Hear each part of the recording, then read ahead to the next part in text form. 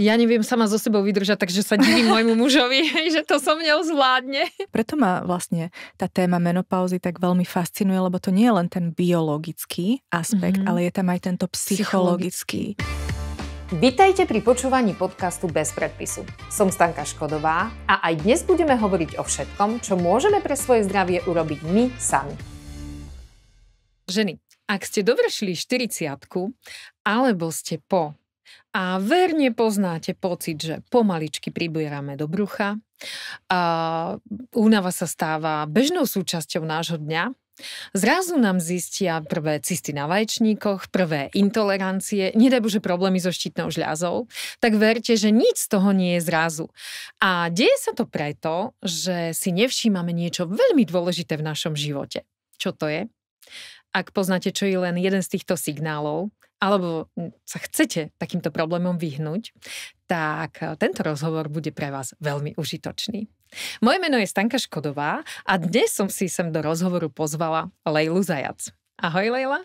Ahoj, Stanka, ďakujem pekne. Ja mám prácu, kde spolupracujem veľa so ženami. A so ženami okolo 40-ky, po 40-ke. A veľmi často sa práve bavíme o tom, aké máme s tými svojimi hormónmi a s tými našimi dňami, hej, ktoré nám prichádzajú, problémy, čo nás všetko zaťažuje a ako sa to tak zhoršuje. Hej, že napríklad, že my máme ešte menštruáciu, len čím ďalej, tým viac máme nejaké príznaky, alebo predmenštruačný syndrom sa tomu aj hovorí, je tak?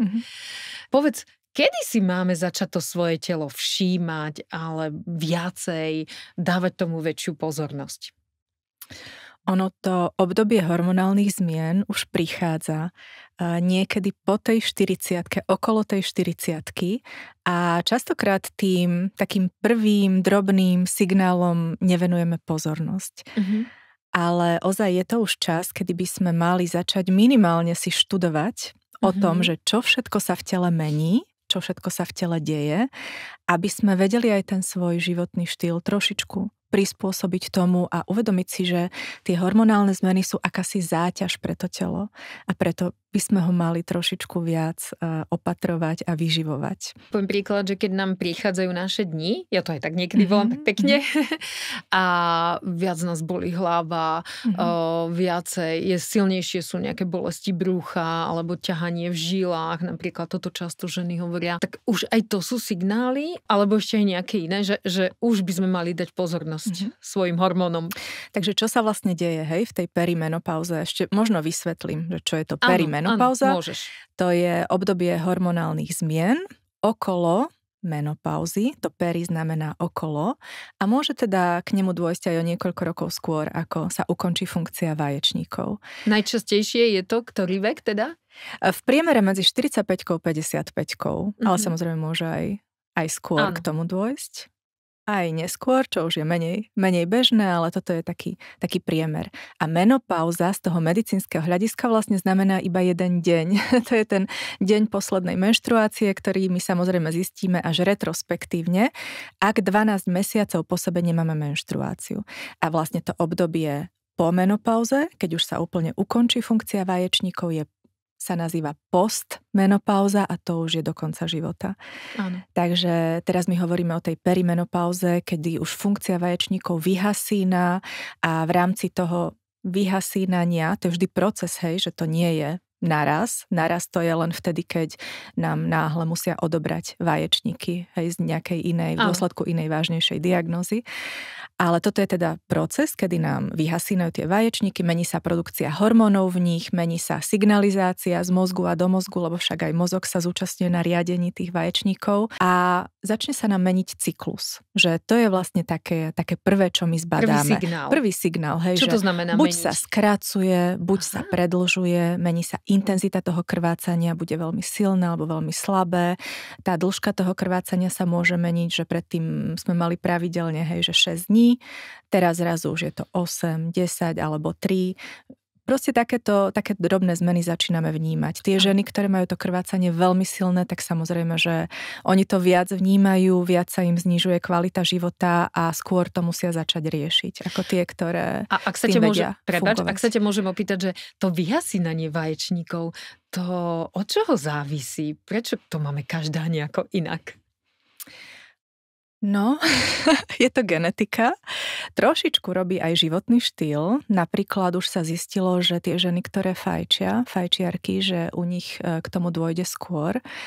A neviem, či ty poznáš vlastne tú biológiu menopauzy, že Nie. čo je vlastne za tým.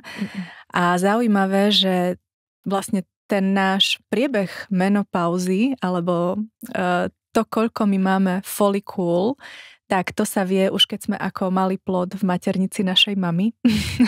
Ako 20-týždňový plod my máme úplne, že najviac folikúl, to je približne 6-7 miliónov vo vaječníkoch a viac sa už tvoriť nebude. Toto často dostávam tú otázku, že ako my si môžeme tú tvorbu tých folikúl alebo tých vajíčok nejakým spôsobom regulovať, že či nemôžeme my sa nejakým spôsobom pričiniť o to, no. Takže oni sa nám vytvoria proste určitý počet. Áno. A potom ako žijeme, tak oni ubúdajú. sa postupne strácajú. Ubúdajú. Si vezmi, že... To vyhasínanie? Vlastne nie. To je akože prirodzený proces. To vyhasínanie funkcie vaječníkov, to už je ten úplne, že vieš, činnosť vaječníkov, produkcie. Ten pred ukončením funkcie, to už je také, ja to zvyknem vysvetľovať ako takú nefungujúcu firmu tesne pred krachom. Áno. Kedy zhora z mozgu prichádzajú signály vaječníkom, lebo už šípi mozog, že niečo sa tam deje, už nefungujú tak, ako by mali, tak posielajú tie hormóny, že proste nech sa produkujú tie vajíčka a vaječníky už nevládzu, hej, že tie folikuly vo vaječníkoch niekedy proste vyprodukujú veľa tých hormónov, niekedy proste nevyprodukujú nič, že ono aj je to také strašne nepredvídateľné obdobie, preto jeden mesiac môže vyzerať inak ako druhý. Preto je také neuchopiteľné, že častokrát ženy až neskôr, až dodatočne si povedia, že aha, že však preboha, to bolo ono, ja už vtedy som si tým prechádzala, vôbec som si to neuvedomila. Môžem sa prepáč, ja ťa preruším, ale môžem sa ťa spýtať, a to je presne to, keď napríklad, že v nejakom mesiaci, že úplne, že tie nálady mi sa zmenia, že ako mi kamarátka mi hovorí, moja rovesníčka, že ty počúvaj, že normálne ja sa pri filme rozplačem, to ja som nemala.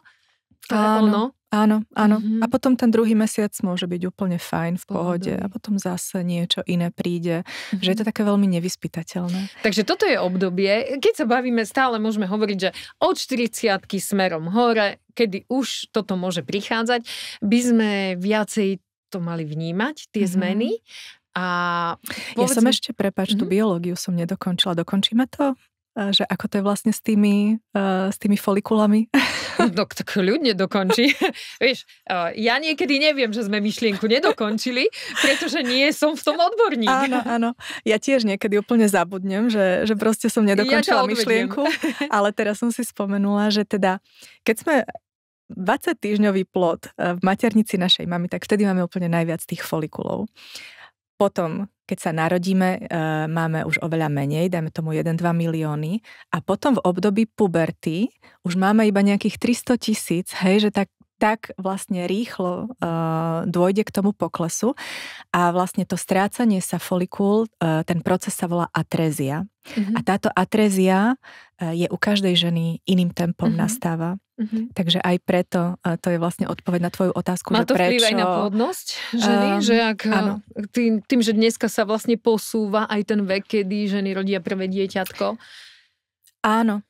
Vlastne aj tá kvalita tých vajíčok už, čím sme staršie, tak tým je nižšia. A tie folikuly sa potom už postupne aj rýchlejšie strácajú. A keď my sme v menopauze, tak vlastne z tých 300 000 v puberte už máme iba nejakých 1000 tých folikul vo vaječníkoch, ale oni už nie sú natoľko silné, aby vedeli vyprodukovať to zrelé vajíčko. No, tak toto je teda veľmi dôležitá informácia pre dnešné mladé ženy, že keď stretnete toho správneho, tak nečakajte, neváhajte.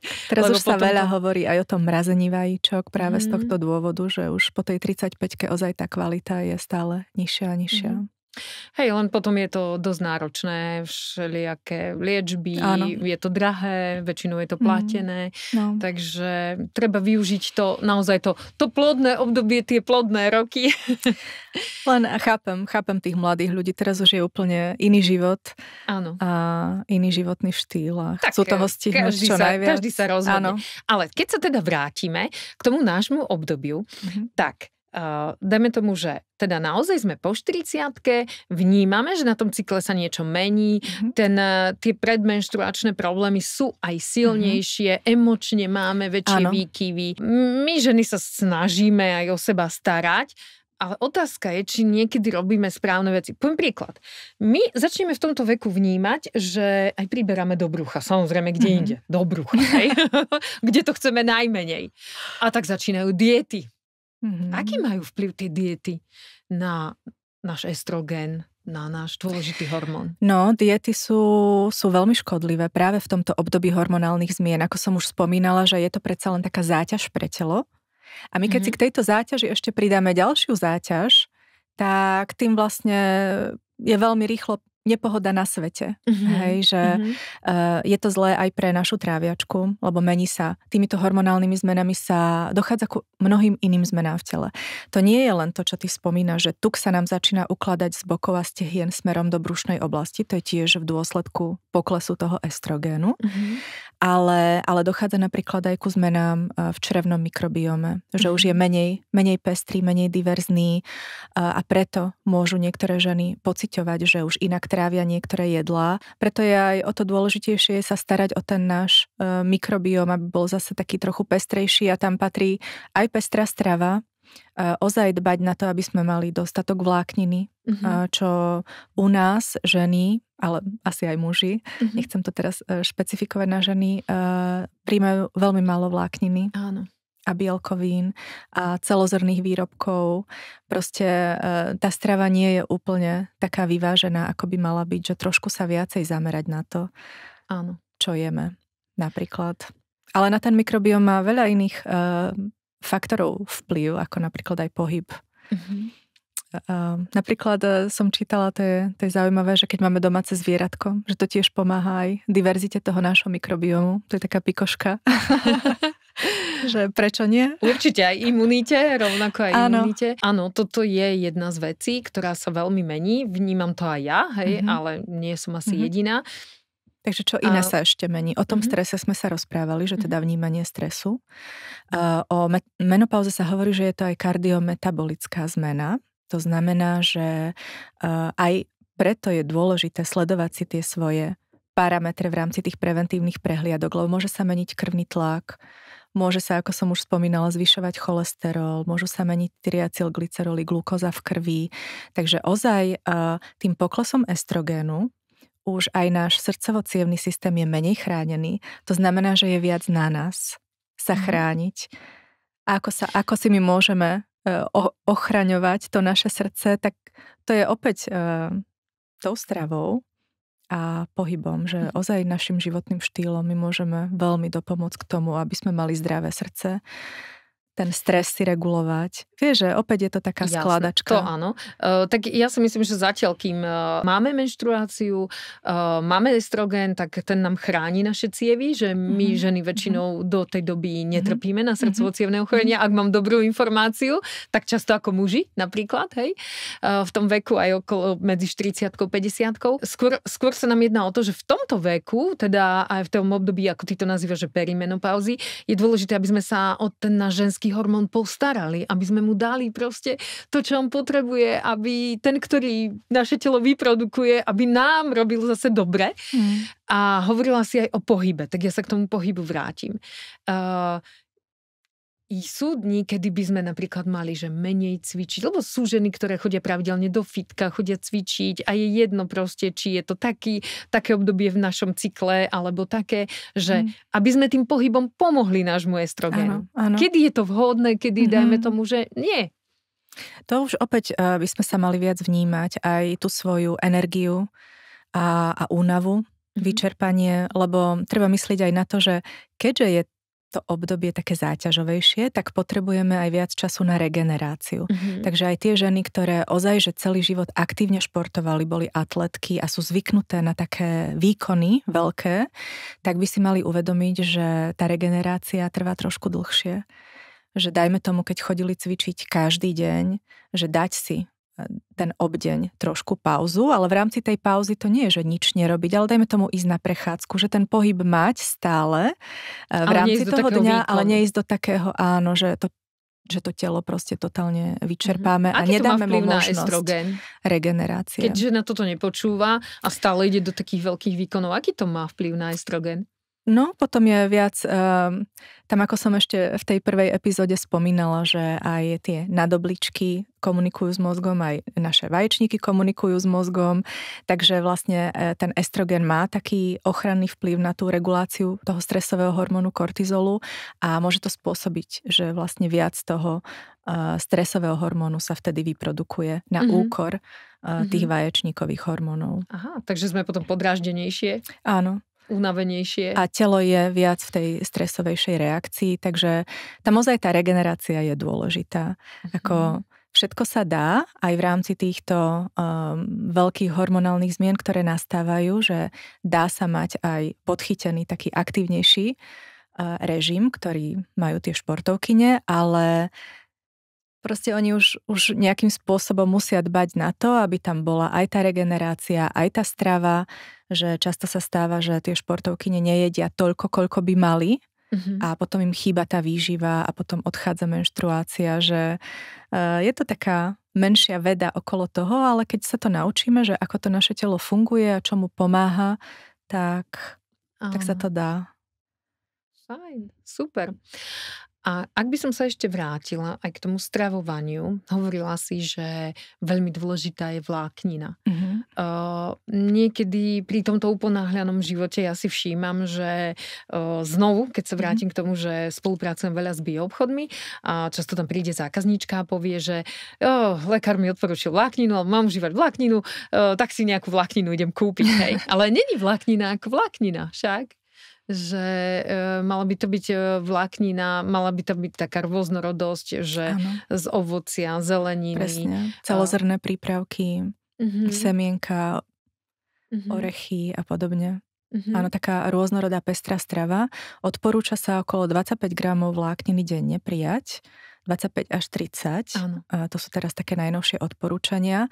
A to tiež inak veľmi ľahko zistíme, keď dajme tomu týždeň, 2 si začneme zapisovať. Sú aj také aplikácie, napríklad kalorické tabuľky, kde môžeme pár dní si vyhradiť na to, že proste teraz chcem zistiť, že koľko ja toho reálne do seba dávam, lebo takto my to nevieme úplne, vieš, podľa toho, že ako sa pozrieme, že čo máme na tanieri, že ozaj je dobre si to zapísať a nejako si to odsledovať, že čo ja za ten týždeň, za tie 2 týždne, koľko toho ja mám denne v strave a potom podľa toho trošku upraviť. Áno.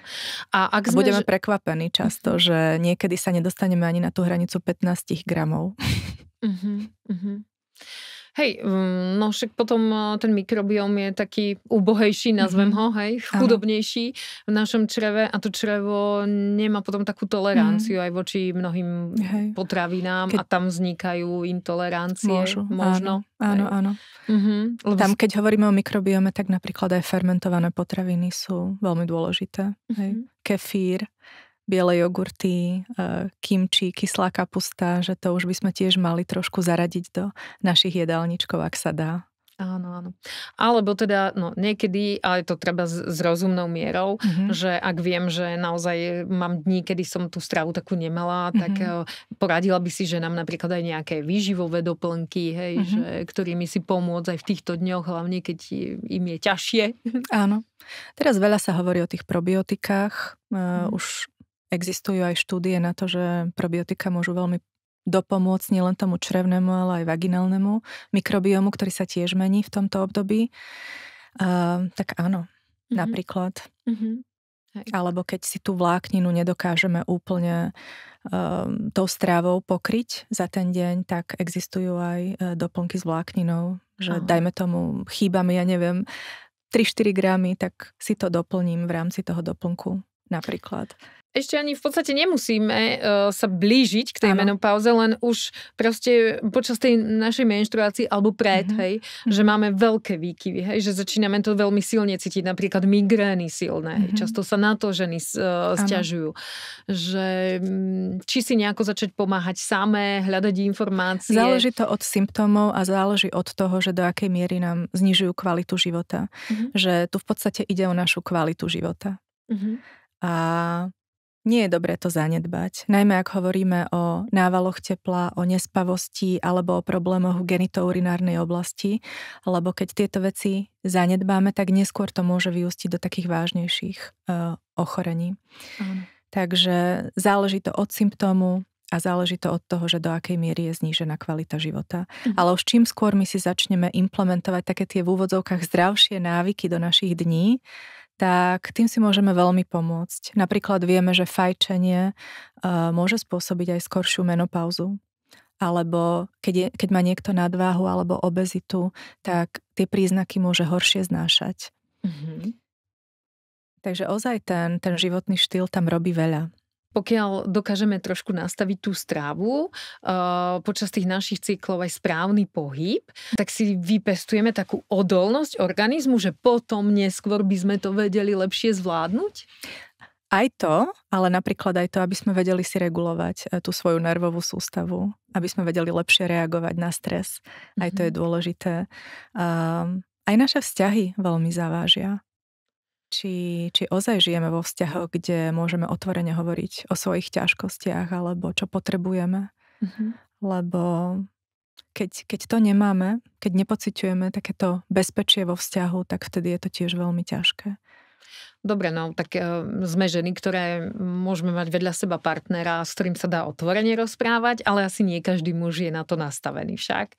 Tak siliť to nejako, že žiadať to od neho, aby si to vypočul, aby sa o tom so ženou rozprával, alebo radšej... Alebo si nájsť inú podporu, hej, kamošku, alebo nejakú komunitu. Proste nejaký taký bezpečný priestor, kde ozaj môžem otvorene zdieľať to, čo prežívam. To je napríklad tiež veľmi nápomocné. Takže vždy je to taká skladačka. Predstav si, že máš dom s centrálnym kúrením v zime. Áno. A máš pootvárané okná a ty sa chceš cítiť dobre, bezpečne. Hej, že to je taká dobrá paralela k tomu, že ako byť v pohode. A ja sa musím snažiť o to pozatvárať alebo minimálne privrieť. Hej, čo najviac okien, aby mi bolo fajne, teplúčko. Áno. A takto aj treba brať s tým, že čo všetko mi pomôže. Hej, že je to vždy taká skladačka rôznych vecí. Či už je to, ja neviem, káva s kamoškou, alebo dám si viac vlákniny do stravy, alebo dám si viac pohybu, alebo proste zresetujem si tú nervovú sústavu a podobne, že nikdy neexistuje podľa mňa jedno také priamočiare riešenie.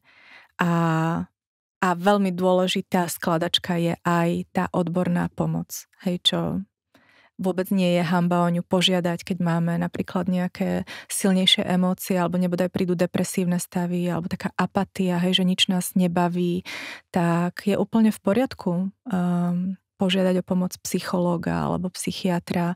Teraz veľmi napríklad veľký úspech v štúdiách majú také nefarmakologické intervencie ako napríklad hypnóza alebo kognitívna behaviorálna terapia. To nám povedz aj po slovensky. Ja viem, o čom hovoríš, ale pre istotu. To sú také terapie, ktoré špeciálny druh terapie u psychológa alebo psychiatra, kde v podstate učia, ako pracovať s týmito našimi emóciami, lebo vždy, keď máme nejaké emócie, nejaké myšlienky, tak potom máme aj nejakú následnú fyzickú reakciu na to. Takže ako vlastne si to prestavovať, aby tie naše reakcie boli viac zvládateľné. Áno, moja kolegyňa tak hovorí, že ja neviem sama so sebou vydržať, takže sa divím môjmu mužovi, že to so mňou zvládne. A asi je to dôležité, že aspoň povedať tomu mužovi, že prepáč, že mám takéto obdobie alebo mám takéto dni, hej, že som podráždená, aby si nedomýšľal za tým niečo iné. Presne, áno. To je úplne, že alfa omega. A asi v tomto období aj najviac sa ukáže, že aký je ten vzťah, hej, lebo je to záťažové obdobie a potrebuje trošičku viac trpezlivosti, starostlivosti a častokrát ženy práve v tomto veku zisťujú, hej, že ten vzťah možno už nie je taký, ako býval a že teraz čo s ním a podobne, no. Hej, tak ako si spomínala aj v minulej epizóde, že prvých 20 rokov študujeme, druhých 20 rokov sa staráme o deti, hej, proste vytvárame rodinu, hej, pestujeme deti a ďalších 20 rokov by sme sa mali starať o seba. Áno. Takže že o tomto období, o ktorom hovoríme, to je to obdobie, kedy ešte stále sa staráme aj o deti, ale už by sme mali začať sa starať viacej aj o seba. A v tomto je to také v tomto náročné. Je to aj iné oproti tým našim starým mamám, že tým, že rodíme neskôr, tak my v tomto období máme ešte také dospievajúce deti, o ktoré je potrebné sa starať, ale zase na druhej strane máme už aj starnúcich rodičov, o ktorých tiež je potrebné už trošičku viac sa zaujímať, takže sme taká tá sendvičová generácia. Na vrchole kariéry, že ešte neplánujeme odísť do toho dôchodku, že všetko sa deje ako si naraz. Potom môžu prísť problémy v partnerstve, proste je toho veľa. Ale napriek tomu všetkému, že sa deje toho veľa, alebo vďaka tomu všetkému my musíme sa zamerať na seba a na to svoje zdravie a na našu pohodu. A to je na tomto najťažšie. V tomto období, keď deti majú okolo 20 a dospievajú, odchádzajú na vysoké školy alebo odchádzajú pracovať, odchádzajú do sveta, to býva často obdobie, kedy práve žena, matka, tiež je vlastne v čase, kedy už tie hormóny robia svoje. A napríklad aj tie zmeny nálad, emócií, taká neschopnosť aj vôbec so sebou niečo spraviť, prináša aj ten problém, že veľa partnerských vzťahov sa rozpadá. A tiež asi to má veľký vplyv. Áno, určite. To je aj tá naša identita. Preto ma vlastne tá téma menopauzy tak veľmi fascinuje, lebo to nie je len ten biologický aspekt, ale je tam aj tento psychologický a kultúrny a sociálny, lebo záleží aj od toho, že aké máme napríklad ekonomické zázemie. Tie ženy, ktoré celý čas sa stresujú a strachujú o to, či vydržia do konca mesiaca, tak oveľa ťažšie samozrejme prežívajú aj tieto veľké výkyvy hormonálne. Mám spolužiačku, ktorá mi tak povedala, že keď som sa jej pýtala, že ty aké si mala príznaky, ona z tých 30 všetkých, okrem jedného, nerastli mi fúzy na brade. Hej, takže akože pre niektoré ženy fakt to nie je ľahké. A tiež hovorila, že akože vďaka tomu, že má úžasného muža, ktorý ju vedel pochopiť, s ktorým sa vedela o tom porozprávať, tak to zvládla proste. Hej? A zvláda, hej, lebo ešte stále je v tom období. Ono, v tomto období si ženy vedia pomôcť, akože viem o tom, pretože pracujem pre firmu, ktorá je aj výrobca a vyrábame napríklad také fytoestrogény. My to vyrábame do celého sveta, ale aj pre slovenský trh a je to taká veľmi dobrá pomôcka, že aký je tvoj názor na takúto pomôcku v tomto období? Vieš čo, sú ženy, ktorým fytoestrogény veľmi pomáhajú a sú ženy, ktorým vôbec. Otázka je prečo. Prečo niektorým ženám pomôžu a prečo iným nie. Dáva sa to v poslednej dobe do súvisu práve s tým črevným mikrobiomom, ale tým, že ešte sa to až tak veľmi neskúmalo, aj celý ten črevný mikrobióm, to len teraz v posledných rokoch prichádza takto do popredia, že aký je veľmi dôležitý pre naše celkové zdravie, dokonca aj pre náš mozog a náladu a všetko, tak ešte len teraz sa dozvedáme, hej, tieto veci. Ale je to zaujímavé.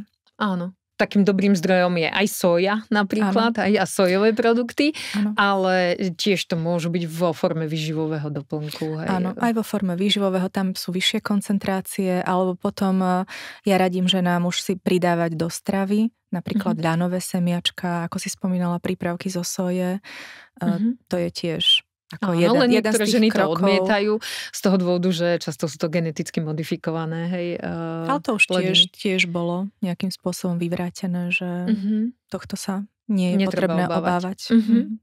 Hej.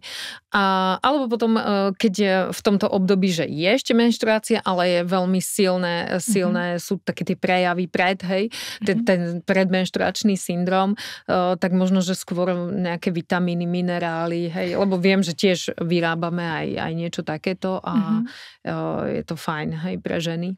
Takže... Áno, určite. Vlastne tá výživa robí toho veľa.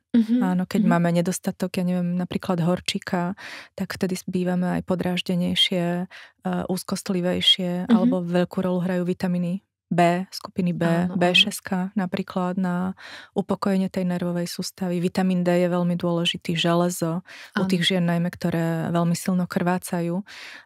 Ja tiež hovorím, keď mám tieto konzultácie so ženami a riešime teda tie rôzne príznaky, tak predtým, ako my vlastne si povieme, že áno, ide o tú perimenopauzu, tak je dobré vylúčiť iné možné stavy, ktoré môžu pripomínať príznaky tej perimenopauzy. A medzi takéto patria napríklad aj nedostatok vitamínu D, nedostatok vitamínu B12 alebo nedostatok železa. Že oni majú veľmi podobné príznaky, ako sú pri perimenopauze. Ale napríklad aj hladiny hormónov štítnej žľazy. Áno, zase keď sa k tomu vrátime, tak vlastne ak nám dobre funguje mikrobióm, ak máme naozaj tú črevnú stenu v poriadku a je tam tá rozmanitosť, tak aj Bčka, nemali by sme s tým mať problém, lebo však baktérie v našom čreve aj produkujú však niektoré formy vitamínu B, takisto vstrebávanie minerálov cez stenu čreva. Áno, ale k tomu potrebujeme aj tú pestrú stravu.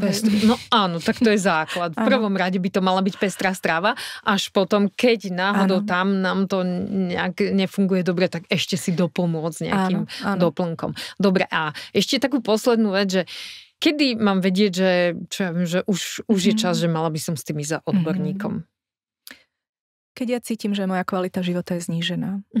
Alebo keď viem, že moja maminka mala hrozne ťažký priebeh, bojím sa toho, že mám obavy, tak kľudne je na mieste sa ísť poradiť. Alebo keď mám zvýšené riziko napríklad pre osteoporózu, vtedy tiež podľa mňa je na mieste sa ísť poradiť.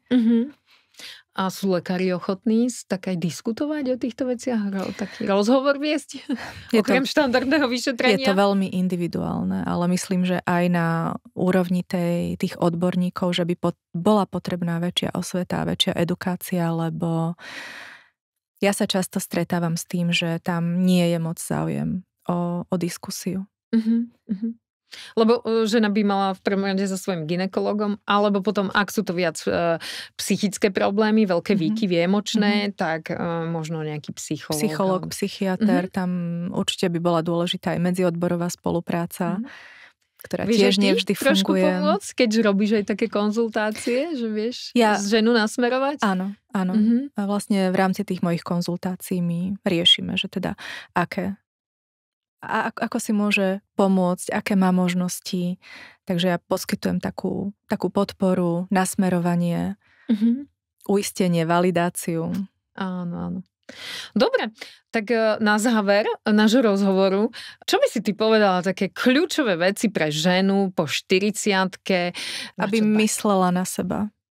Aby ozaj myslela aj na tie preventívky, aby nezanedbala svoje zdravie, aby myslela na to, že potrebuje aj ona čas pre seba a na ukľudnenie tej svojej nervovej sústavy, aby myslela na to, že jej telo potrebuje aj pohyb, potrebuje výživnú stravu a proste celkovo na svoju pohodu, aby viacej dbala, aby nebola celý čas v tom autopilot režime a nepozerala na to, že čo sa vlastne s ňou deje. Že takto si vytvoríme odolnosť. Hej? Že aby sme boli naozaj odolné, aby keď príde naozaj už to obdobie menopauzy, že už sme blízko toho, tak to zvládneme, prežijeme a pekne prejdeme do ďalšieho obdobia života. A keď to nepôjde tak ľahko, lebo častokrát, genetika nepustí, tak aby sme ozaj vyhľadali tú odbornú pomoc, nenechali sa odbiť. A mysleli na to, že ozaj my chceme ten život dobre prežiť v takej pohode. Áno, tak žena, ktorá na toto dbá, tak to aj vidíme okolo seba, že je plná energie. Naozaj je to aj krásna žena, hej? Aj keď stárneme, pribúdajú vrásky, ale vidíš tú krásu, hej? Pretože ide znútra tej ženy. Tie ženy väčšinou sú aj také úspešné vo svojom živote, majú veľmi dobré vzťahy vo svojom živote, fungujú veľmi dobre aj ako partnerky a myslím, že toto chceme všetky, hej?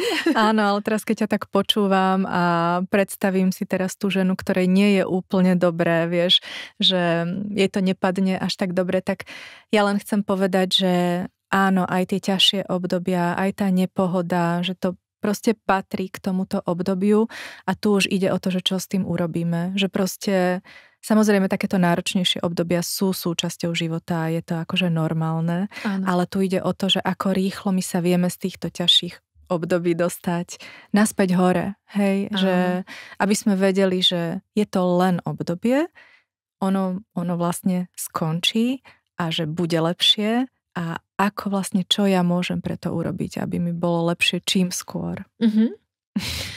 Lejla, no ďakujeme za tvoje rady. Bol to veľmi pekný rozhovor. Ďakujeme aj vám všetkým, ktorí ste počúvali alebo pozerali. Ak máte na túto tému znovu nejaký svoj názor alebo máte otázky, kľudne nám ich napíšte do komentára, pretože s Lejlou nie sme posledný krát a radi vám odpovieme. Ak sa vám naša epizóda páčila, tak nám môžete dať like alebo odoberať náš kanál, pretože aj vďaka tomu môžeme rásť, môžeme znovu ďalšie témy užitočné pre vás prinášať a takisto aj vďaka slovenskej rodinnej firme Orange Slovakia môžeme tieto rozhovory dávať von. Takže ďakujeme. Ďakujem pekne.